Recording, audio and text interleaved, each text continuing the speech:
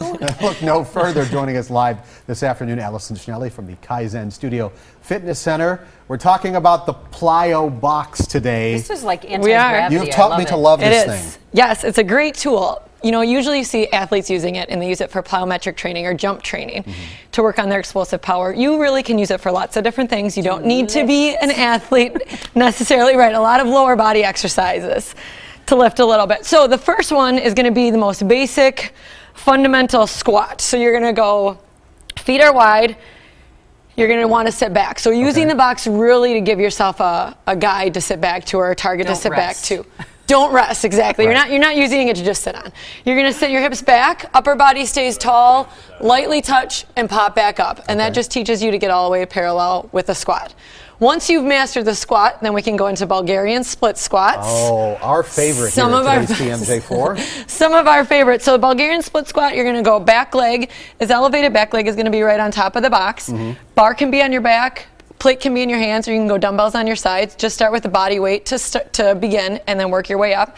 And you're just going to go back knee, go straight down, pushing through your heel to get back up. Just like a lunge, you're going to want that knee to track over your pinky toe, not over your big toe. So keep your knee out wide. And we also call that the butterfly kiss squat. Butterfly kiss squat. Annie Scholes likes that one. She prefers that. Yes, it's a little bit nicer name than the Bulgarian split squat. It sounds a little scary. Okay, the jumping now. The jumping, you can, well, we'll start with a single leg real quick. We'll go first front leg on. You're going to push through your heels. So you're using that back side, the posterior chain, opposite arm, opposite leg, and you are going to go straight up, leaving the box up as high as you can. Working on your single leg explosive power. The next one is going to be the regular jump. Once you've mastered the squat, make sure you can do a squat.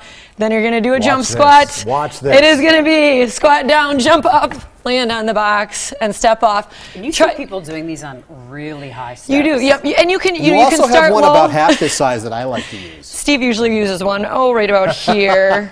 Gets that vertical so you can dunk. No, you can start out really low and use a progression and get all the way up to the big ones. But try to jump over the box, come down on it. Don't just jump up to it in case you miss it. So try to clear it, come down on it. And try to do the jumps while your legs are fresh.